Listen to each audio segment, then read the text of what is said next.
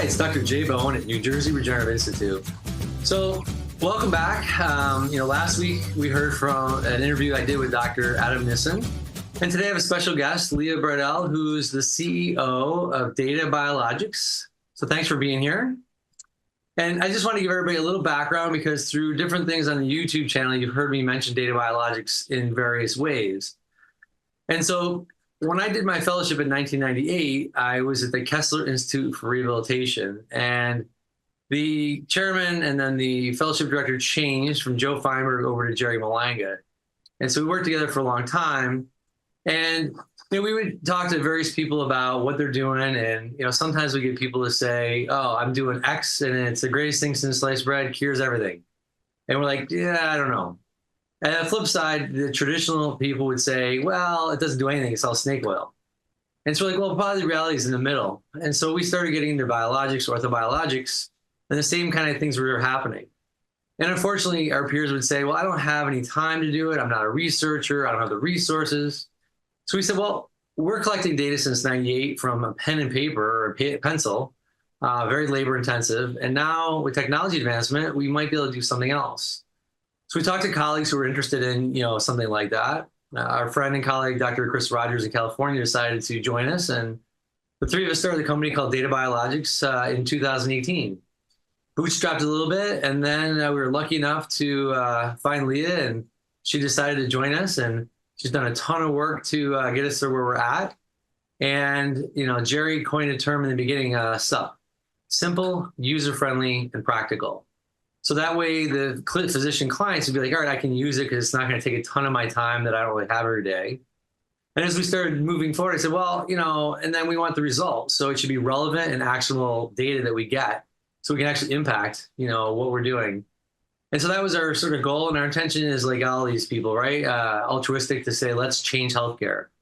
Unfortunately, everybody says that and a lot of people fail. I'm hopeful God keeps us in his graces and directs us, and that we ultimately get enough data to really overpower the powers that be. And we can see all good novel treatments, people's ideas, physicians' ideas that can be looked at. And instead of taking 17 years and lots of money to go from a research study to practical applications with patients' daily lives, we can cut that dramatically down to maybe 4 or 5 years and take things that are really disruptive technology and sort of prove who they're really good for. So with all that sort of background and the initial focus with DataBiologics on sort of regenerative medicine, orthobiologics, now we split and branched out and we're tracking more things. And the goal is we could track just about anything. But the problem then is, what do you do with some of that big data, which we'll talk about. So Leah, I said a little bit about you, but if you'd introduce yourself to the audience and, give a little take on what you're doing. Yeah. So I'm Leah Braddell, and I think our paths were just destined to collide, probably from the very beginning. I've been, I would consider myself just obsessed with medicine since I was a child.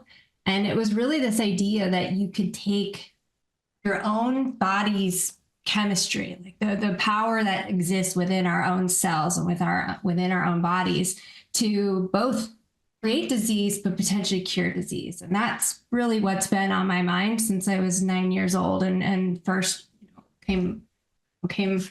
unfortunately was exposed to patient loved ones who passed from cancer. And at that time I thought, well, there has to be something that can solve this problem that really set my path into motion. I actually ended up going to school for cellular, molecular, and tissue engineering because I thought there was something there. There was something that we could do to harness that chemistry and bring something forth into the world. But as you reference, it takes a lot of time and a lot of money to get new innovations and new ideas, even ones that in the lab are showing promise, and even in the real world show promise, like what we're experiencing today. There's a lot of barriers to bringing things forward. And so when this opportunity came up, I realized early on in my days in research that wasn't where I was going to make the biggest impact. And where I was going to make the biggest impact was with physicians in the field, really honing in on what the new technology is and how can I help physicians adopt that technology the fastest and the safest way. And what came through in most of my career in selling and marketing medical devices, what I learned through that process is it really is physicians through physicians. You guys are the ones that have to evaluate the technology and ultimately see how it applies to your patients in your practice, and then how you and your peers together determine the best way to adopt that. And in the real world, it's messy and it takes a lot of time, and there's a lot of, kind of battles of who's, well, my outcomes are this and my outcomes are that, but nobody really ever had the power of evidence in real time. It was always just, well, this paper was published and there was 20 patients in it and it was published 5 years ago, and we just continue to do it that way just because. So when you guys were introduced to me, it just immediately made sense that what you were trying to solve for as physicians was something I had experienced as, I guess, the sidekick of physicians for my entire career, and really helping extract meaningful insights from data as new things are being developed, as new treatments are being tried in practice to help doctors evaluate it. And that's exactly what we're doing now, just on a much bigger scale, looking at all the different possible treatments that are being offered to patients today, being considered by doctors. And as you know, many doctors are just starting to learn these treatments.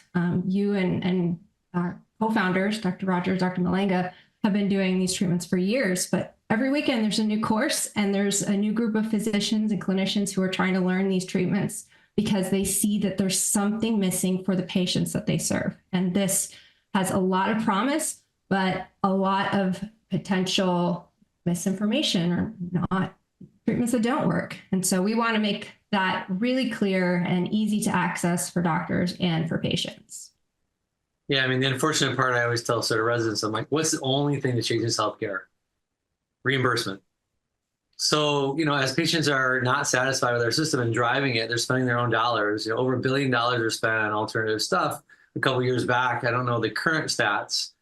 And so, we need to give patients informed consent, which, in the medical world sort of means, what are my risks? I get an infection, I can die, et cetera. But what we wanted to do is give data to give more informed consent to say, hey, we can tell you what a best or a potential best treatment for you would be, because now you're spending your hard-earned money. What is that best case scenario of informed consent?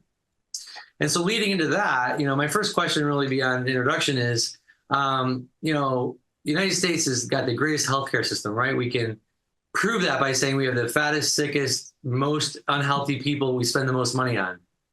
I guess I didn't prove my point. So unfortunately, with that, I mean, what do you think, what healthcare innovations are lagging, and what is preventing us from getting to that point of implementing new treatments to really help the population, our citizenry, to get healthier? Well, I think some of the things that are really seem common sense, seem sort of straightforward to get, well, why wouldn't we try that? Or why wouldn't that be accepted? The current state of the healthcare business, to your point, is reimbursement. But how you get reimbursement is through the money that funds the trials and that funds all of the people that are required to get that reimbursement.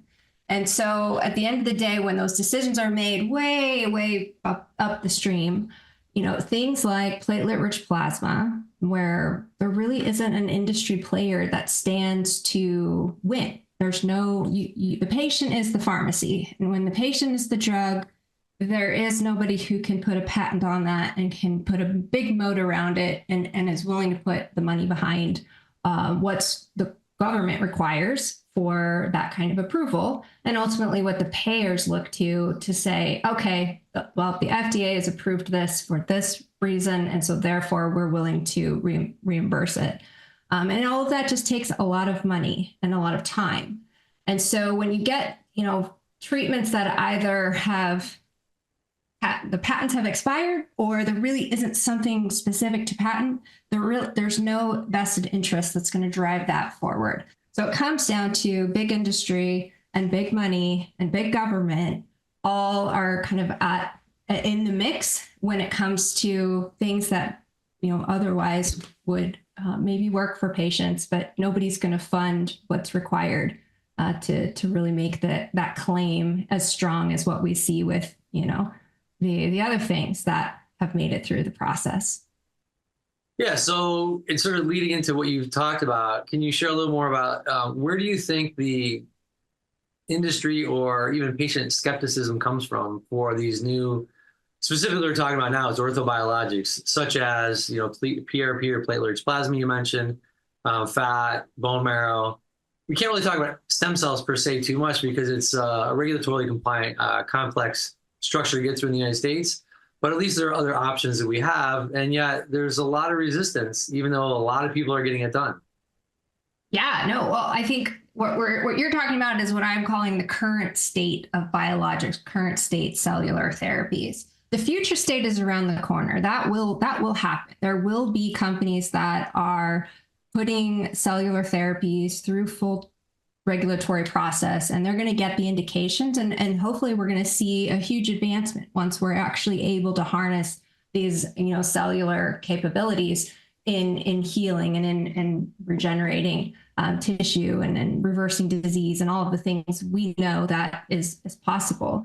But within that, though, on that journey to that future state, a lot of these current state cellular therapies are offering something that is a step up from traditional options like steroid injections or hyaluronic acid or just pain pills every day, or potentially delaying needing to get more invasive surgeries, more invasive joint replacements, other things that become not appealing to patients, especially those who are in that 50 to 65 years old age range. They're still potentially employed, or they're still, really active and don't want to start that downward spiral. The other thing that I notice in this field, especially, is a lot of the physicians who are starting to adopt regenerative medicine, they're adopting an entirely different way of practice to begin with. And patients find that really appealing. They're finding it appealing to meet with somebody who has dedicated their professional career to evaluating all the options and staying up to date for patients. And it's not just that 5-minute, oh, you got referred in for your joint replacement, you're just the next in line, and now you're out of the clinic, because that's what the reimbursement model has created for traditional orthopedic care. So what I'm seeing is this combination of there's these alternatives that are really coming into play, and physicians are adopting it for both the reason that there's something better for patients, but it also is enabling a practice to operate in a different way. And when you don't have a standardized approach or guidelines from regulatory, guidelines from the big, academic institutions or the big physician societies, that's just immediately going to create skepticism in the field. And medicine is historically a slow adopter for anything that's new. And that's good for people, but it also can be the reason why we're the sickest and most expensive healthcare system in the world. It's just ingrained in the fabric of how medical training evolves. You look to the societies, you look to the institutions for those guidelines. And when they don't exist, it immediately creates the conflict.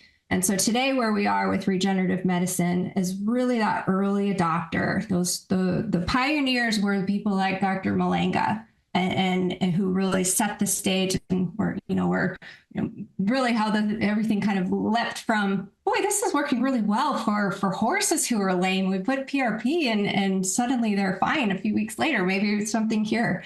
And now there is a reproducible approach to training, but it hasn't yet been fully embraced by all of the major academic institutions, and certainly not the regulatory bodies yet, to quiet the skepticism. So for mainstream medicine to adopt that, you really have to start to influence those next layers. And that only is going to happen with evidence that is collected in a high volume, standardized way, that's unbiased as well. I think that's the other thing that's unique to us, is we are physician first, not industry first, when it comes to how we've collected this information.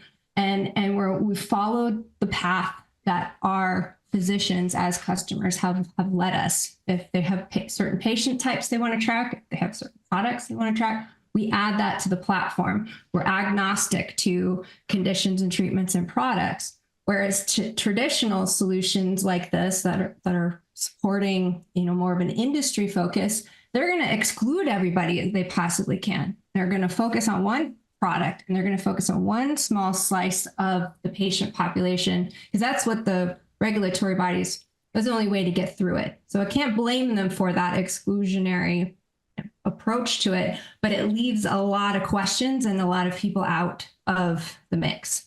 And so we're solving that problem today and building a really high-powered, standardized database across all products, treatments, conditions, really being agnostic to that, because the data will surface itself once you have enough volume. And types of patients, right? So you alluded to in the beginning, the way a lot of these level 1, we call randomized placebo-controlled trials are, once you get to that phase 3, is they exclude a lot of people that physicians daily take care of. And so I tell my residents, I'm like, when you read a paper, even if it's a fantastic paper, are they treating all 20-year-old women and all you're seeing is, geriatric men? How does that necessarily translate? It might, but you have to think about that. And so what you didn't say, and we can expand a little bit, is we're looking at real world data. And as you mentioned before, data gets messy. And you don't want that if you're going for the FDA and you're spending a lot of money. You can't really, you have to have done enough background to make sure that this study is pretty much going to prove what you hypothesis and what you think is going to happen. Because if you get a negative trial, you just waste a lot of time and money. Right. So for us, when we started thinking about doing, research on, say, PRP, there's so many variables. What do you account for? And so by doing this real world data, it was sort of like, well, there's a lot of variables we can sort of sift out and then figure out what is the actual question we can ask to then spend that money and really look in detail at one particular thing. Exactly. And the framework that we've set up for that. So while it's everybody today, we're already starting to surface more controlled, sets of data that have a high enough volume and inform what could a study look like. And there are several randomized prospective studies now running on the platform. And the beauty of that is you have data being collected in a registry in one standard format. And now we can collect study controlled data in exactly the same format. And so once you start to establish what's the framework for collection and now the framework for analysis, which our platform is doing in real time, so every one of our customers can log into their platform and see exactly what their outcomes are on all of these different variety of patients and products and treatments. They can compare that across all the practices that are on the platform today. That's just not something that's typically done. Even in a study, they're not looking at the data necessarily on an ongoing basis. So we're really trying to make it as accessible as possible for everyday practice, especially in the private practice, which is where all new things really gain traction first, is in private practice. And they're not usually set up to do research or invited to do research because of that. Yeah, it takes a lot of time, effort, and money to do that in private practice, so they're not set up. But I think there's something that's really interesting that I want to talk about. Is I had a patient today who asked me, I was treating his wife, and he's like, so what about my knee? Curbside consult, and he's like, how well does PRP do for non-specific knee pain? I go, well, first you got to make a diagnosis. So there's no study out there on non-specific knee pain. But the other thing is as we said in the beginning, it takes 17 years a lot of times for research to get into the private doctor's office. So the thing that I thought was cool, I wasn't at this conference, but there was a round table and, you ask the physicians that are there trying to learn about regenerative medicine and other things, is how many PRP treatments? Well, everybody has their own personal opinion. They sort of have data they may have collected, may not. But then Leah's there and she goes into the database. And so tell a little bit about that story. Oh, yeah. That was really the evolution of me and working with you guys and really understanding the database, was being at these conferences and just trying to understand what are the questions you guys have and what are the conversations you're having with each other about decisions? Like, what are those decision points? And one of them is, well, how many injections make sense for this kind of patient? And the panel had, everybody said, I do 1, I do 2, I do 3, and you have to have this concentration of cells, this concentration of cells. And the beauty of DataBiologics and what we've tracked is, well, I can go to the registry and see and sort the patients by, well, how many injections did they get? How many What dose of platelets did they receive? What was the condition that they had? How long have they had the condition? And from there, we can really start to create these comparisons and say, well, the patients who had 2 injections with 5 to 10 billion platelets, they saw the greatest decrease in pain at 6 months.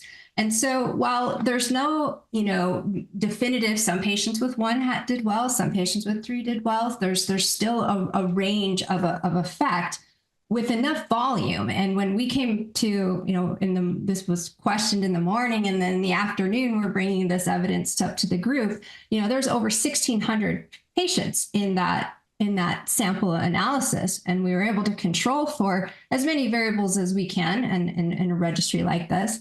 And that's just kind of blew everybody away, that there could be such a high volume when the next closest paper in the literature maybe has 100 patients in it. And so for us, it's been really the contributions of all of the thought leaders and the early adopters who really were passionate about the outcomes that they all personally have experienced. Every single one, I've talked to so many of your colleagues, everybody has that aha moment, I had this one patient and it just was unbelievable, the result I got. And so from there, they sort of have honed their entire practice around that aha moment. And what I wanted to do was put the power of evidence behind the aha moment and see, okay, is this a trend? Is this something that we can start to create some guidelines around, create some consensus around, and potentially even create a path for patients to be matched not just to a physician, but to the right treatment, and really personalize that treatment. Because again, it's the patient's the pharmacy. So what is it about the patient and what they're receiving in this and what they're doing as part of their treatment path that we can tap into and put some statistical power behind? Yeah, and there's things like we do see every day, or we try to do a study, we're going to try to exclude because we want a clean sample. So we have data that shows essentially people who have diabetes, who have poorly controlled blood sugars, do less well. And so you may find that, hey, not only is the platelet count important, but also we're going to get more data and start looking at what is that patient's health. And it may be, let's optimize the patient's health first and then do a treatment later to maximize that return on investment, essentially. Right. So just in closing for this part, because everyone's going to stay tuned to part 2, right? But we've had patients, since we started this, who were really excited. They wanted to help support us and they wanted to invest or give us money. And we never really had a mechanism, but recently we just launched a crowdfunding thing. So anybody can sort of help us. You want to speak a little bit about that?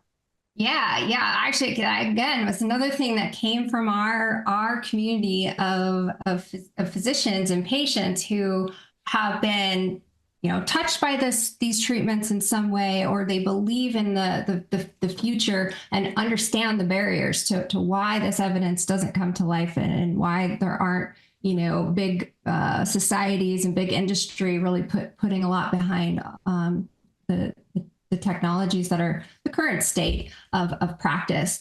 So we went through the process to set up a regulation crowdfund, which means that anybody, you don't have to be an accredited investor to become, a shareholder in DataBiologics. And we tried to make it so accessible. So we've even gone as far as, our minimum investment is $100 in DataBiologics, because we believe that anybody who thinks what we're doing is on the right track for the future of healthcare, we want everybody to benefit from our future success and really maintain that lane of, I've envisioned we're the consumer reports for regenerative medicine, but the way that we're going, we could be the consumer reports for medicine, period. And staying, independent and focused on the patients and the physicians in the field will lead us to success. So we want everybody who, is inspired by that, who's been touched by our network of doctors and patients. We want a path for them to share in our success. Well, I want to thank you so much for your time and coming on, and let everybody know, remember, we have part 2 coming up next week. So hang in there, subscribe, hit that bell notification, hit the like if you liked the information, put some comments below or so, and then we can try to address that for future videos. So thanks, everybody.